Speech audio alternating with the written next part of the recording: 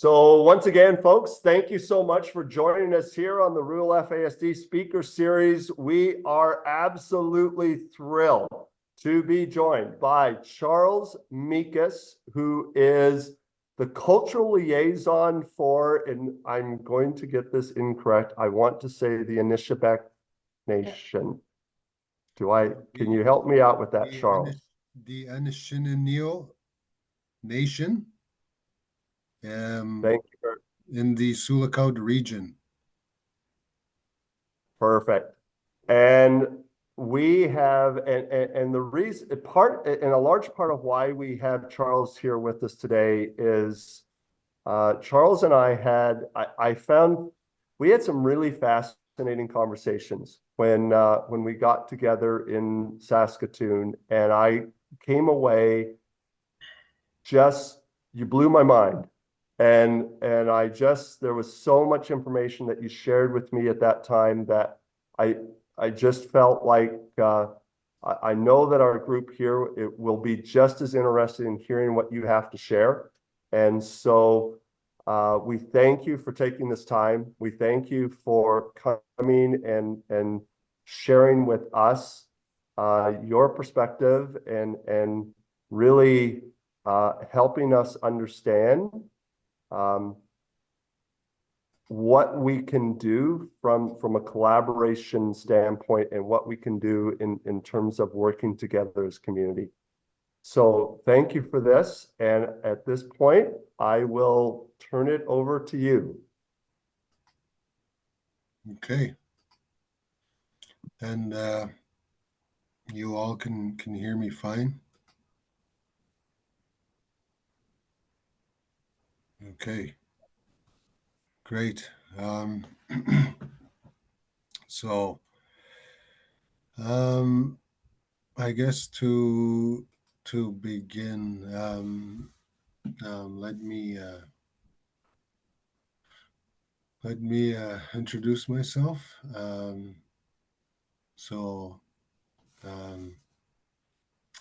I guess the way it goes is in Anishinaabe, right? Anishinaabe is the new term that it's not.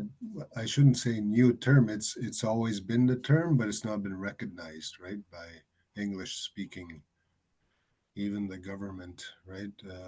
And that's OG Cree, Anishinaabe, and so I would say Shinawashiwan, Nidijnikaz, Oshashange, Nidodem,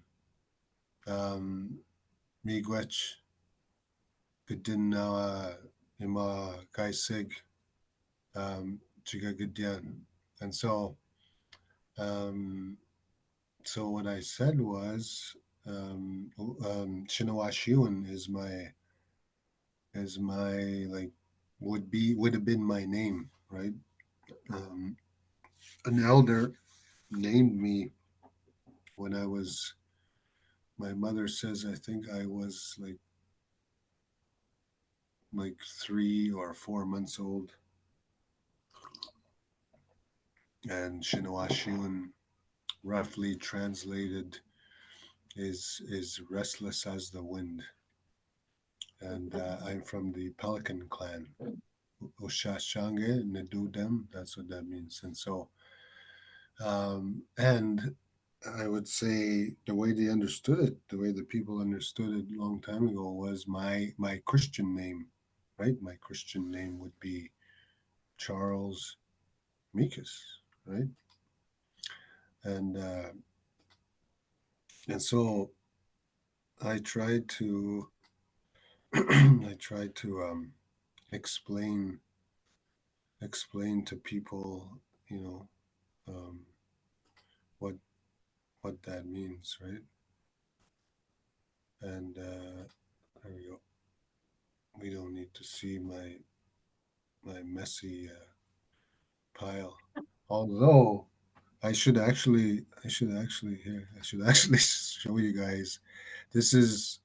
It's all part of the work. I should actually here. Let me just unplug the one screen. So if you look at that, if you look at behind me, that is caribou hide, and the children we work with, the children that I've worked with FASD, I will show them these things and explain what they are.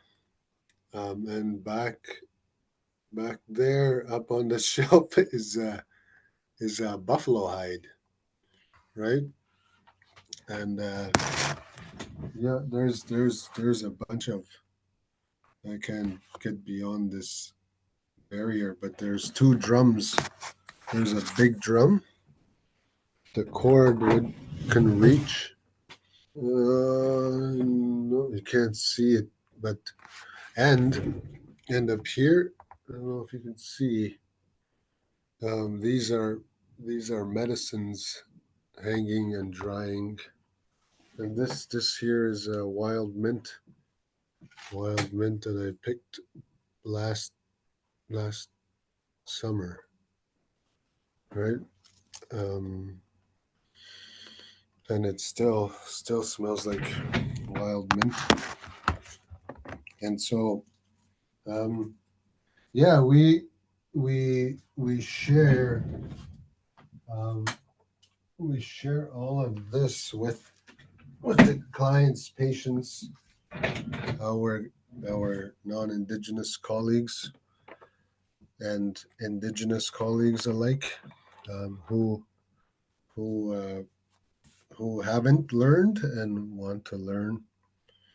And so, very quickly, I will thank Creator for this time we're having. Um, Manidu. Um, miwa miwa chkidnu mandu. No magizgak. Miwa chkidnu iwa kizga. Miwa chkidnu bamad zuan. Wichisnam and Huiwan Gab Mudong Abnuji Shagunja. Wichihi Awenog Kayan Kawitan Huimawaj Abnujishan. Miwas Gwajumguin Jizawanum Shank, Jizawandaman and Huiwan. Miwa Kichimigwachkinu Mandu Wijishnam. Miwa Migwachawanum Snam. So, um, yeah, just acknowledging Creator and thanking Creator for a lot of things, right? And and so that was always done in the past, right? So I'm just going through some of the motions of the things that we do with our department, our colleagues. So I came to the office to do this morning, and I'm glad I did, because then I couldn't have showed you um, a lot of the things that we have and that we use. Yeah, so there's two drums over there, the big drum they call it, and also the smaller hand drum, right? And um, so all of these things we do with our colleagues, indigenous and non-indigenous alike, who want to learn, and we've we've started renaming a lot of the approaches that we have to be more inclusive, and renaming them in the language, right? With Anishinaabe terms, which is Ojibwe, and then Anishinaabe, which is Ojibwe. Do you have a question, Rob?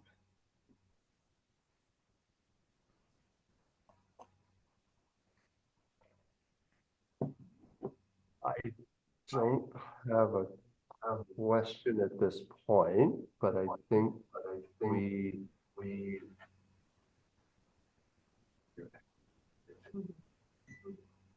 was there anybody at this point? We're having a little bit of a technical trouble here. So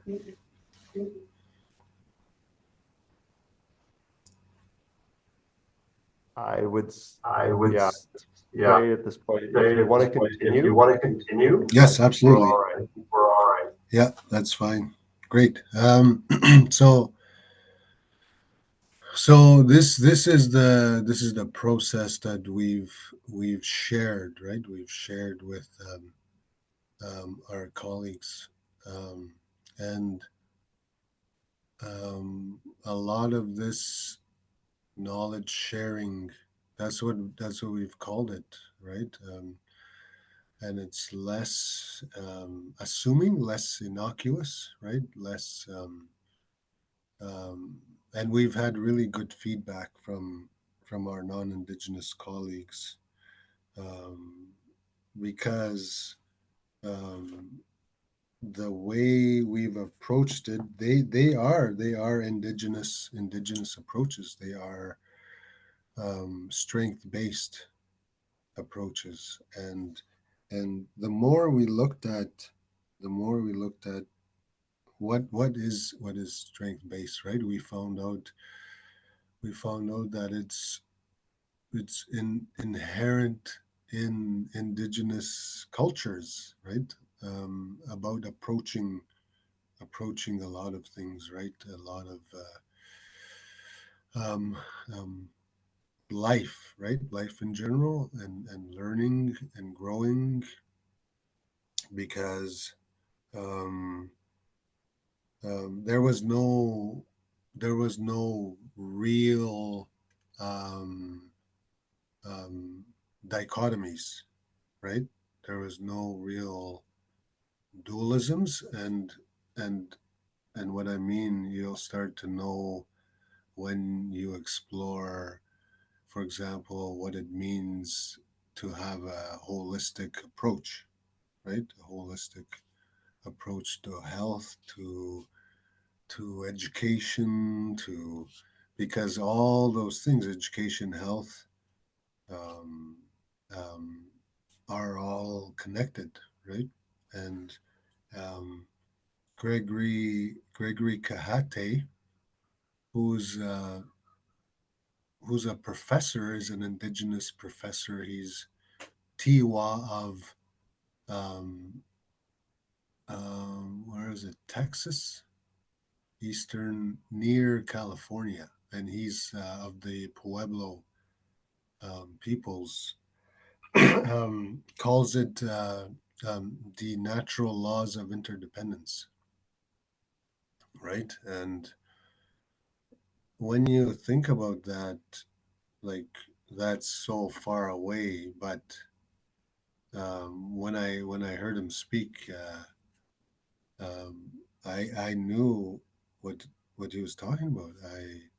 I could relate completely, right? Some of the when he went into some of the teachings and the approach about learning, growing, and and so um, the way that I would um, the way that I would intertwine um, working with children with FASD is is because it's a strength based approach, and in indigenous culture, originally, before there was a lot of European influence, some of those differences that people had weren't pointed out. It was rude for you to say, "Oh, that person walks funny," right, in the language, or whatever the case may be, talks funny. Like, you didn't point those things out. You accepted them for who they were, and um, because that's the way Creator made them, right? And the teachings are that Creator is never wrong when he makes things a certain way. It's to teach people, to teach you, right? all these things, right? And and that is the difference between, I guess, the Eurocentric approach, right? The Eurocentric approach, which is based off of probably Christianity, Catholicism, and all these other, and that, for me, personally, when I teach, when I talk about this stuff, I don't disrespect Christianity or Catholicism or any of those approaches, right? And because when this is a very cultural view, this is a very probably Anishinaabe and Anishinaabe view, that when you start using that this exclusionary tone, you taint your teachings. There's the negativity there, right? And you don't want that. You don't want negativity tainting your teachings when you're talking about these different things, right? Because um, there's a similar saying in the culture where, I don't know how well any of you know, like Christianity, like who are we to condemn, right? Who are we to condemn, right? And it says that in the Bible somewhere, right? In Christianity. So there's a similar saying in Anishinaabe and Anishinaabe culture.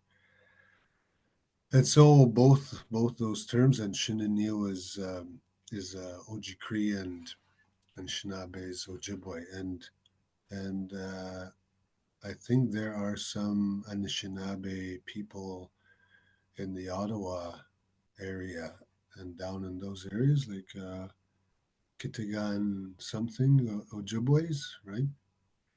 And then to the north east is the um, what the English or French called Nescapi, Montagnier, and actually those are Innu. Those are Innu people. Those terms that I mentioned, right? So, and then you have the Cree on the east shores of James Bay, right? I think they're called East Main Cree. EU I think, um, is what they're called. So and the amazing thing about all of that is, like I said, the whole breadth of North America, that indigenous knowledge is like similar. Like you won't find a bigger geographical area that has the same worldview than North America, because when you look at Europe, there's all these different approaches, like Christianity, Catholicism, and um, what are they? Protestant and what's the other one, Rob? The Christianity, Protestant, and Basically Protestant and Catholic. mm-hmm. Yes, those approaches, right? So, um, and should I break down what Eurocentrism means, or do you think most people know what that means? No, I think it would be really helpful to bring that out. Um, this was where my kind of aha moment came from our conversation. So Okay, okay. So, um, where to begin, right? That's always that's always the conundrum. Um, so, and it didn't happen like somebody at some point said, okay, this is Eurocentrism, and this is what we're gonna use to colonize the world, right? Um, um, some of its basic tenets are from before the um, okay, my what do you call it? My European history is a little bit right. The the Dark Ages and medieval era, and then beyond, and the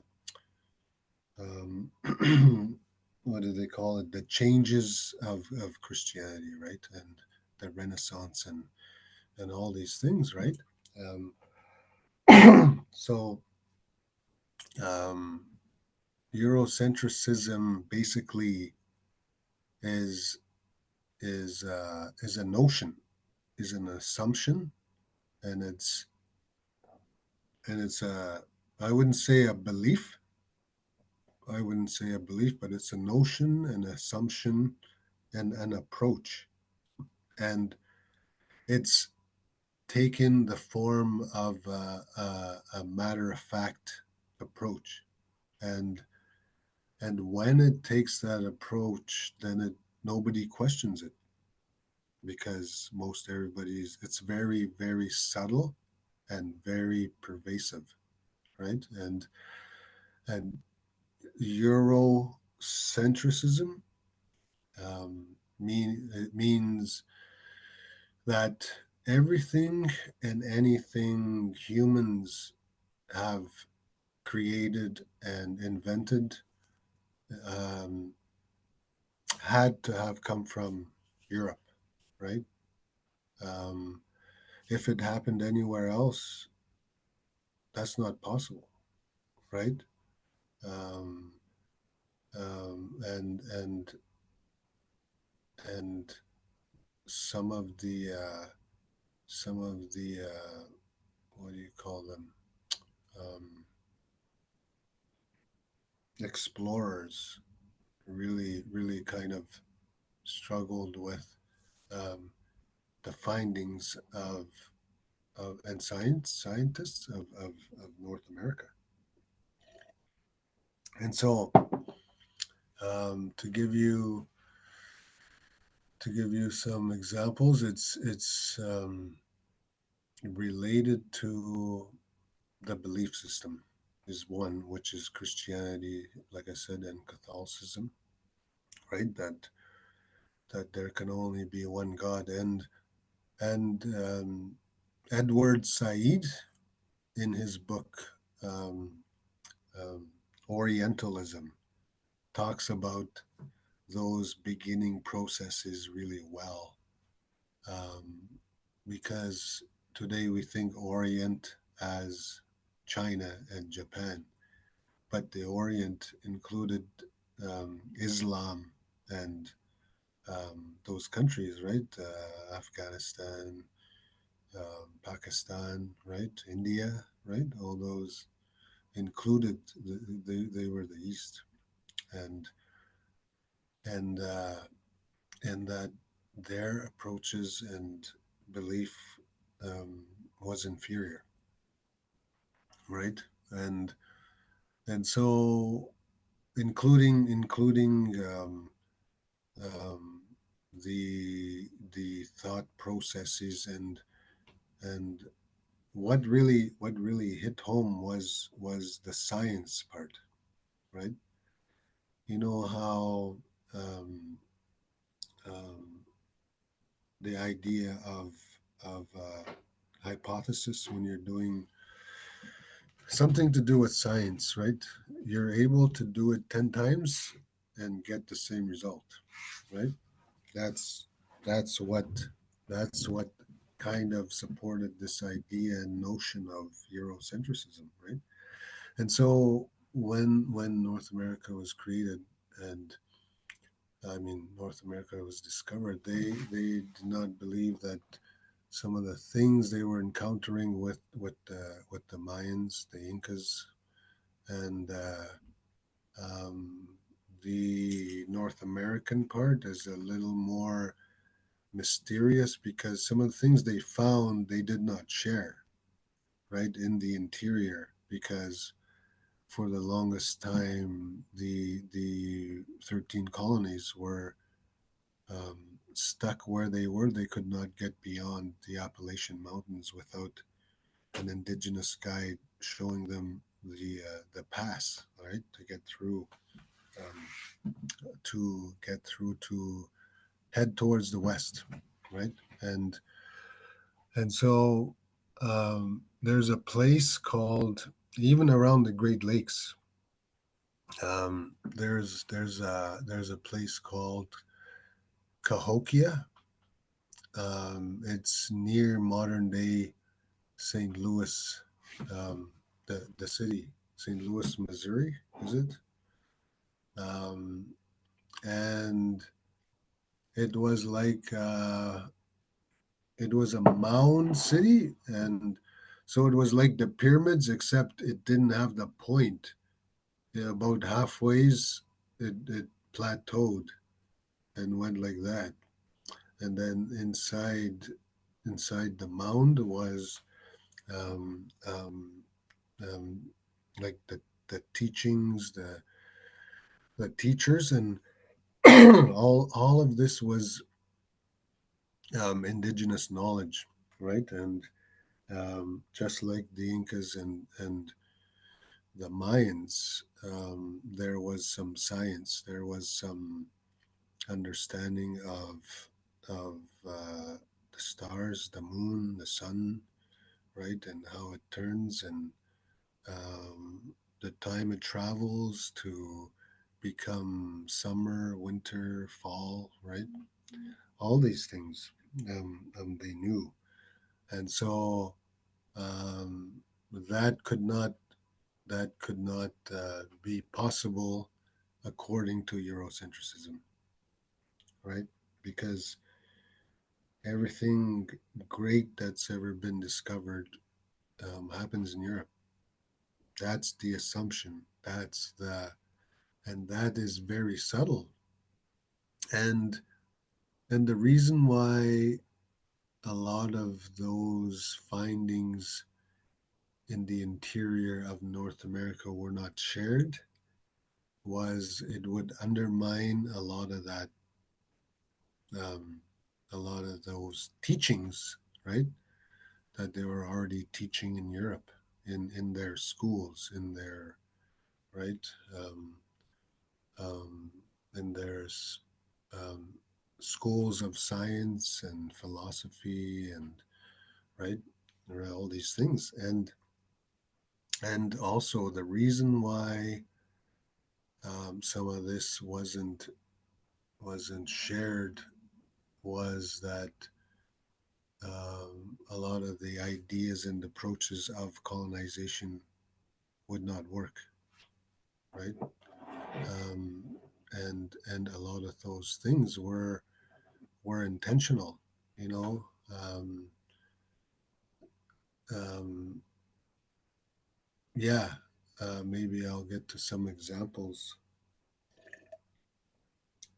Um, and and when right, when you can see that, um, when you start really seeing some of these things that I've talked about, you can really see how it kind of progressed, and how it kind of works, because um, so it's based off of, and nobody became really good at this except for the the English, the British monarchy, the British Empire, after a while, um, and very imperialistic, um, um, because of the right, the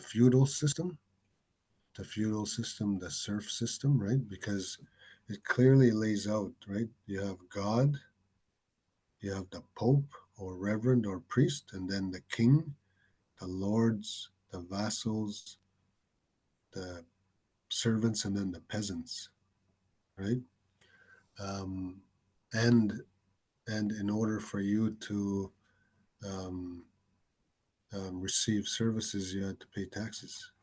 That's where they already got really good at colonizing their own people through that way.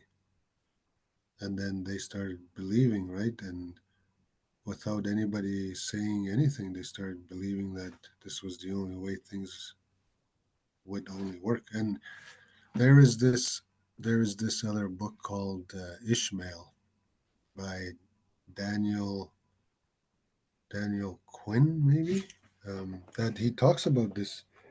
And let me just bring up my other screen. And it's an animal. It's a gorilla that teaches him about the natural laws of interdependence of nature, right? How it works, right? And uh, how you can or decide not to destroy, right, other um, other beings, right, on this earth. And so um, a lot of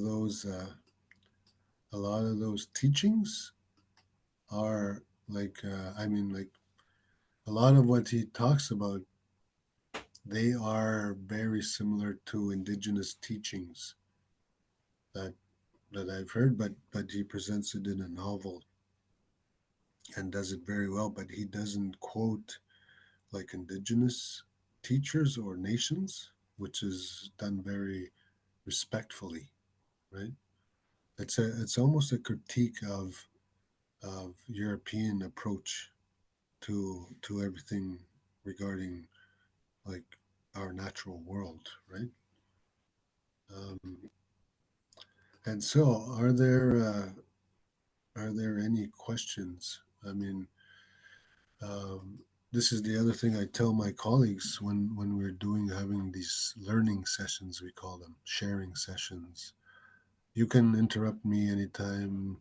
There's no specific process or procedure. I'm not up here and you're down here. There's none of that. We're all here, right? Yeah. So I